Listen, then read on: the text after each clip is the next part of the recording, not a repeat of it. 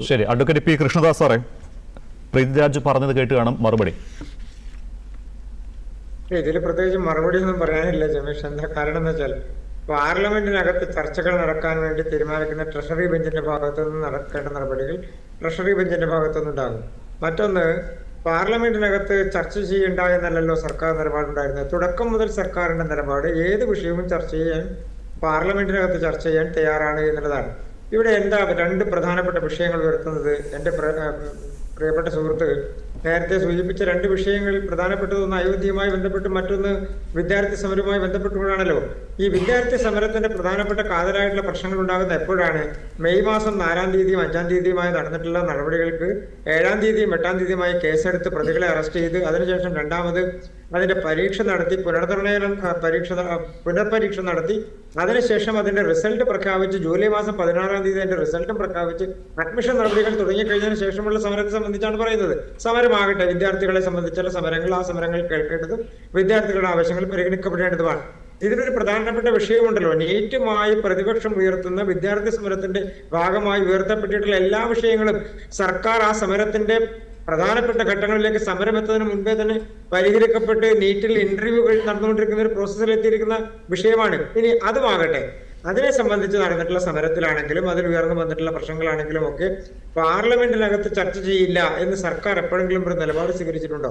പാർലമെന്റിനകത്ത് എപ്പോഴും ഉന്നയിക്കുന്ന വിഷയങ്ങളിൽ ഉത്തരം പറയാനും പാർലമെന്റിൽ അതുമായി ബന്ധപ്പെട്ടുകൊണ്ടുള്ള നടപടിക്രമങ്ങൾ സ്പീക്കറുടെ ഭാഗത്തു നിന്നുള്ള നിർദ്ദേശങ്ങൾ ഉണ്ടാകുന്ന സമയത്തോ പ്രതിപക്ഷത്തിന്റെ ചോദ്യങ്ങൾ ഉണ്ടാകുന്ന സമയത്തോ അതിൽ ബന്ധപ്പെട്ട മന്ത്രിമാർ കൃത്യമായ ഉത്തരങ്ങൾ നൽകുന്നുണ്ട്. ആ ചർച്ചകളുടെ ഭാഗമായിട്ടുള്ള നടപടിക്രമങ്ങൾ പാലിക്കപ്പെടുന്നുണ്ട്. പിന്നെ ഒരു വകുപ്പിനെ സംബന്ധിച്ച് ആ വകുപ്പിൽ ആരാണ് ഉത്തരം പറയേണ്ടത്, ആരാണ് പാർലമെന്റിന്റെ ചർച്ചയിൽ മറുപടി പറയേണ്ടത് എന്നൊക്കെ തീരുമാനിക്കുന്നത് സർക്കാരും സർക്കാരിന്റെ ഭാഗത്ത് നിന്നുള്ള വകുപ്പ് മന്ത്രിയോ അല്ലെങ്കിൽ മന്ത്രിയുടെ സഹമന്ത്രിമാരോ അതുമായി ബന്ധപ്പെട്ടുകൊണ്ട് ചുമതലപ്പെടുത്തുന്ന മന്ത്രിമാരോ ആണ്. അവർ അതിൽ ഏതെങ്കിലും ഒരു വിഷയത്തിൽ ഒളിച്ചോടിയിട്ടുണ്ടോ? സഭയിൽ പ്രതിപക്ഷത്തിന്റെ ഏതെങ്കിലും ഒരു ചോദ്യത്തിന് ഉത്തരം പറയാതെ കേന്ദ്ര ഗവൺമെന്റിന്റെ ഏതെങ്കിലും ഒരു പ്രതിനിധി ഏതെങ്കിലും ഒരു സബ്ജക്റ്റിൽ മാറ്റി നിർത്തപ്പെട്ടിട്ടുണ്ടോ? ഇല്ല എന്നുള്ളതാണ് എന്റെ അനുഭവം. പാർലമെന്റിലെ കഴിഞ്ഞ ദിവസത്തെ നടപടികൾ നോക്കിക്കഴിഞ്ഞാൽ ഈ ചർച്ചയിൽ പങ്കെടുക്കുന്ന എല്ലാവർക്കും അത് മനസ്സിലാകുമല്ലോ. പ്രതിപക്ഷം എന്താ ഉന്നയിക്കുന്ന ഒരു പ്രധാനപ്പെട്ട ആവശ്യം? അമിത്ഷാ തന്നെ വന്ന് ആ കാര്യങ്ങൾ പറയണം.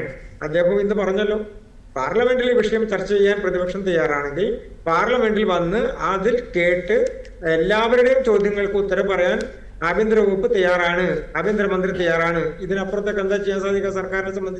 സർക്കാരിനെ സംബന്ധിച്ച് പ്രതിപക്ഷം ഉന്നയിക്കുന്ന ചോദ്യങ്ങൾക്ക് ഉത്തരം പറയുന്നതിൽ ഒരു മടിയും ഇന്ന് വരെയും കാണിച്ചിട്ടില്ല, നാളെയും കാണിക്കാൻ വേണ്ടി പോകുന്നില്ല.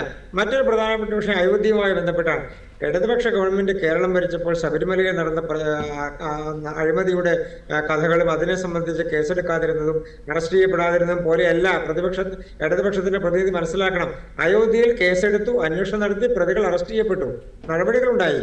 അപ്പൊ സ്വാഭാവികമായും അതിൽ ഒരു പാർട്ടിയോടും വിവേചനം കാണിച്ചിട്ടില്ല, ഒരു ട്രസ്റ്റ് അംഗത്തിനോടും വിവേചനം കാണിച്ചിട്ടില്ല. പിന്നെ അതിന്റെ രാഷ്ട്രീയത്തെ രാഷ്ട്രീയപരമായി തന്നെ കാണുക എന്നുള്ളതിനേക്കാൾ അപ്പുറത്ത് മറ്റെന്താണ് ചെയ്യാൻ കഴിയുക? പിന്നെ ബഹുമാനപ്പെട്ട പ്രതിപക്ഷ നേതാവ് ഈ വിഷയവുമായി ബന്ധപ്പെട്ടുകൊണ്ട് പാർലമെന്റിൽ ഏതെങ്കിലും കാതലായിട്ടുള്ള വിഷയം അവതരിപ്പിക്കാനുള്ള ശ്രമം നടത്തിയിട്ടുണ്ടോ? പ്രതിപക്ഷ അംഗങ്ങൾ അവർ ബാലിശമായിട്ടുള്ള ചർച്ചകളുടെ വിഷയങ്ങൾ കൊണ്ടുവന്ന് തർക്കമുണ്ടാക്കി, ചർച്ചയുണ്ടാക്കി എല്ലാ ദിവസവും വാക്കൗട്ട് നടത്തുന്നതിനേക്കാൾ അപ്പുറത്ത് ഒരു മന്ത്രി, ആഭ്യന്തര വകുപ്പിന്റെ സഹമന്ത്രി ഉത്തരം പറയുന്നു. ഇപ്പോ ശ്രീ പ്രജിത് രാജ് പറയുകയാണ്, ഇടതുപക്ഷത്തിന്റെ പ്രതിനിധി പറയുകയാണ്, കേരളത്തിന്റെ ബില്ല് അവതരിപ്പിക്കുമ്പോ ആഭ്യന്തരമന്ത്രിയല്ലേ അവതരിപ്പിക്കേണ്ടത്? നിങ്ങളുടെ കുറച്ച് അംഗങ്ങളുണ്ടല്ലോ പാർലമെന്റിൽ, ഈ ബില്ല് അവതരിപ്പിച്ചപ്പോൾ അവരുടെ നിലപാട് എന്തായിരുന്നു? കണ്ടിരുന്നോ പാർലമെന്റിൽ നടന്ന നടപടി എന്താണെന്നുള്ളത്? പാർലമെന്റിൽ ആ ബില്ല് അവതരിപ്പിക്കുമ്പോൾ നിങ്ങളുടെ MP-മാർ എടുത്ത നിലപാട് എന്താണെന്നത് കണ്ടോ നിങ്ങൾ? പാർലമെന്റിനകത്ത് എന്തായിരുന്നു അവരുടെ നിലപാട്? അവർ ചർച്ചയ്ക്ക് തയ്യാറായോ? ഇനി അതിനെ അനുകൂലിച്ചോ? അതുമായി ബന്ധപ്പെട്ടുകൊണ്ട് ഏതെങ്കിലും തരത്തിലുള്ള പോസിറ്റീവായ ഒരു നടപടിക്ക് അവർ തയ്യാറായോ? അവിടെ ബഹളം ഉണ്ടാക്കുക, അതുമായി ബന്ധപ്പെട്ടുകൊണ്ട് പ്രശ്നങ്ങൾ ഉണ്ടാക്കാൻ വേണ്ടി ശ്രമിക്കുക, ഇതല്ലേ കോൺഗ്രസിന്റെ ഇടതുപക്ഷത്തിന്റെ MP-മാർ കഴിഞ്ഞ കുറെ ദിവസങ്ങളായി ചെയ്തുകൊണ്ടിരിക്കുന്നത്? അവർക്ക് അതിനുള്ള അവകാശമുണ്ട്, പ്രതിപക്ഷത്തിന് അതിനുള്ള അവകാശമുണ്ട്.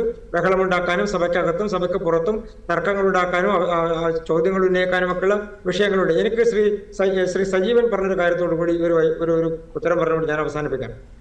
ബഹുമാനപ്പെട്ട സജീവൻ സൂചിപ്പിച്ചത് വളരെ പ്രസക്തമായിട്ടുള്ള ഒരു കാര്യമാണ്. പാർലമെന്റിനകത്ത് ഉത്തരം പറയുക എന്നുള്ളത് ഗവൺമെന്റിന്റെ ഉത്തരവാദിത്തമാണ്. ആ ഉത്തരവാദിത്തത്തിൽ നിന്ന് ഗവൺമെന്റിന്റെ ഒരു വകുപ്പും ഒരു മന്ത്രിയും ഒളിച്ചോടുകയോ മാറ്റി നിർത്തപ്പെടുകയോ ഒഴിവാക്കുകയോ ചെയ്തിട്ടില്ല.